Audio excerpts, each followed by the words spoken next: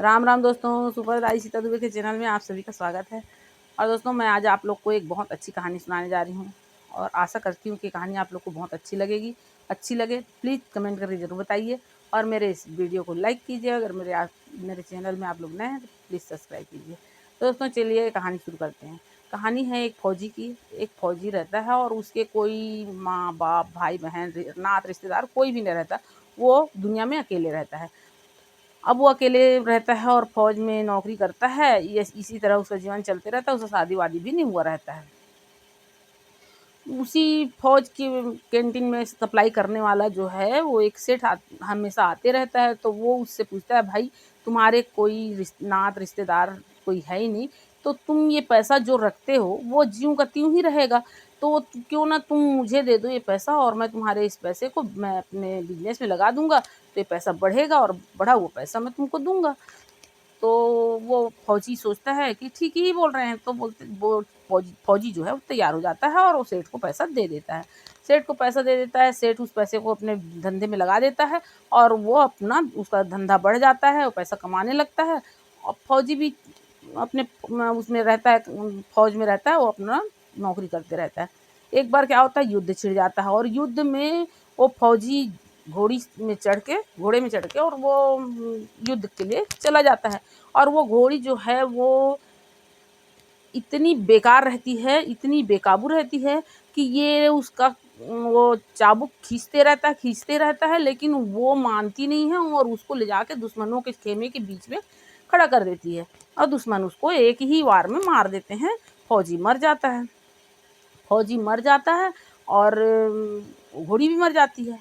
और अब सेठ और खुश हो जाता है। वो तो पहले दिन खुश होता है जब उसको पैसा देता है कि चलो अच्छा हुआ, मुझको पैसा मिल गया और मेरा बिजनेस बढ़ गया। अब दूसरे दिन वो जब मर जाता है तो ये बहुत ज़्यादा खुश हो जाता है। सेठ सोचता है कि अब तो ये फौजी के कोई है भी नहीं और ये पैसा भी अब किसी को देना नहीं पड़ेगा और मेरा बिजनेस भी बढ़िया चलने लग गया। अब तो मेरा बढ़िया चकाचक है। और लेकिन उसे कोई संतान नहीं रहता।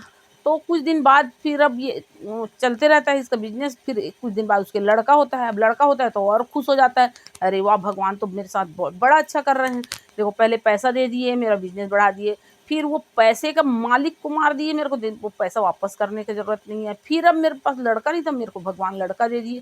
साहूकार बहुत खुश। अब वो लड़का हुआ, लड़का को अच्छा पढ़ाया लिखाया, लड़का जवान हो गया।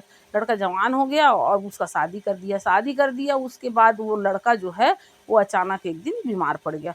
अब बीमार पड़ा, उसका वो इलाज करा रहा है। डॉक्टर वैद्य ये होते हैं, जहाँ जो जैसा बोलता है वैसा वहाँ लेके जाता है, इलाज कराता। उसका जो भी मतलब मर्ज था वो कम होने के बजाय और बढ़ता गया। कहीं कोई दवाई काम नहीं कर रहा था। जो भी दवाई खाता था वो दवाई काम नहीं करता था और बीमारी बढ़ जाता था। ऐसे तैसे वो बहुत दिन तक ऐसा चलता रहा। एक दिन उसको डॉक्टर जवाब दे दिया, बोला कि आप इसको घर ले जाइए, क्योंकि अब इसके पास समय नहीं बचा और इसका जो बीमारी है वो अब ये लाइलाज हो गया है। इसका कोई इलाज नहीं है, आप इसको घर लेके जाइए, ये नहीं बचेगा। अब वो लेके आते रहता है और बहुत दुखी रहता है। तो उसको एक आदमी मिलता है रास्ते में। क्या हो गया सेठ जी, कैसे आप इतना रोते रोते क्यों जा रहे हो? तो बताता है कि देखो यार, ये मेरा लड़का, एक ही मेरा लड़का और जवान लड़का मेरा इतना दिन से बीमार था और इसको हमने बहुत इलाज कराया, लेकिन कोई दवा काम नहीं किया। और डॉक्टर अब जवाब दे दिया है कि अब तुम इसको अपने घर ले जाओ, ये अब बचेगा नहीं। तो वो आदमी जो मिलता है रास्ते में वो बोलता है, अरे आप इतना घबराते क्यों हो? आप टेंशन मत करो, चिंता छोड़ो। और ना यहाँ पास, मेरे घर के पास में ही एक वैद्य जी हैं। वो बस दो दो पैसे का पुड़िया देते हैं और उस पुड़िया को खाने के बाद तो मरा हुआ आदमी उठ के खड़ा हो जाता है। तो आपका लड़का तो अभी जिंदा है, आप वहाँ जाओ। तो सेठ दौड़ते दौड़ते जाते हैं और 2 पैसे का वो पुड़िया ले आते हैं और अपने लड़के को खिला देते हैं। लड़का वो 2 पैसे का पुड़िया खाता है और ख़त्म हो जाता है। अब तो सेठ जी और रोते पीटते घर पहुँचते हैं। पूरा अब घर में भी रोना धोना मचा रहता है। वो सेठ जी, सेठानी, पूरे गांव के लोग और उसकी पत्नी बहुत रोते बिलखते रहते हैं।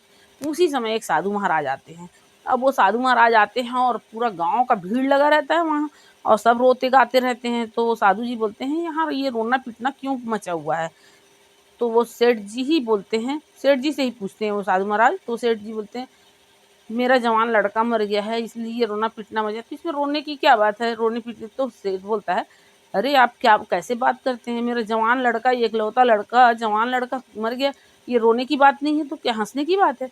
तो बोलता है अरे तुम तो उस दिन बहुत हंसे थे। सेठ बोलता है किस दिन, जिस दिन तुमको वो फौजी पैसा दिया था उस दिन तुम बहुत खुश हुए थे, बहुत हंसे थे। तो मेरे को पैसा मिला था, मेरा बिजनेस मैं बढ़ाया था तो खुशी हुआ तो मैं हंसा, खुश हुआ। तो खुशी होने की बात थी, मेरा बिजनेस बढ़ा था। तुम उस दिन और भी खुश हुए थे। किस दिन, जिस दिन वो फौजी मर गया था।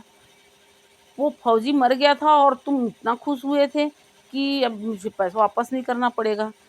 सेठ बोला कि मैं तो इसलिए खुश हुआ कि मेरे को अब पैसा वापस नहीं करना पड़ेगा और मेरा बिजनेस बढ़ चुका है, अब मैं मेरे को कोई टेंशन ही नहीं है। वही फौजी तुम्हारे पास आया था, तुम्हारे पास वही फौजी तुम्हारा लड़का बन के आया, वो अपना पैसा वापस लेने के लिए आया था। जितना उसका पैसा तुमने लिया था वो अपने पढ़ने लिखने खाने पीने शौक फैशन सब में ख़त्म किया। उसके बाद जो ब्याज का पैसा वो इलाज में ख़त्म करवा लिया। जब पूरा पैसा ख़त्म हो गया, उसका 2 पैसा बचा था, तो 2 पैसा भी वो तुमसे वसूलाया, 2 पैसे का पुड़िया मंगा के खाया, उसके बाद ही मरा। सेठ बोलता है कि ठीक है, वो मैं तो उससे कर्ज मतलब मैं उससे कर्ज चाह रहा था, मैं पैसा लिया था इसलिए मुझे धोखा दिया, लेकिन उस बेचारी का क्या जिसको उसने जवानी में विधवा बना के चला गया। बोले तो साधु महाराज बोले कि वो जो विधवा बनी है वो वही घोड़ी है जो उसको जवानी में ले जाके और दुश्मनों के खेमे में खड़ी कर दी थी और उसकी जवानी में धोखा दे के और उसको मरवा दी थी।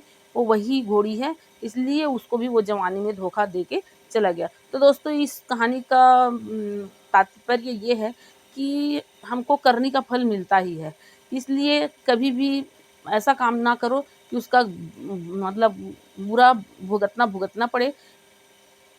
जितना हो सके अपने से किसी का कर्ज वर्ज मतलब लेके और ले रखना नहीं चाहिए। अगर ज़रूरत पड़ता है इंसान को तो लिए तो दे भी देना चाहिए। किसी का कर्ज आज नहीं तो कल वापस करना पड़ता है। जो करनी हम करेंगे उसको तो चुकाना ही पड़ेगा, चाहे जिस तरीक़ा से चुकाएं, अभी चुकाएं वो अगला जन्म लेके चुकाएं, चुकाना तो पड़ेगा। इसलिए इसी जन्म में जहाँ तक हो सके तो अपना गुनाह पूरा वो करने लेना चाहिए, कर्ज वर्ज सब चुका देना चाहिए और जितना हो सके कम से कम गलत काम करना चाहिए। ठीक है दोस्तों, राम राम दोस्तों, आप लोग मेरे वीडियो को लाइक ज़रूर करिए।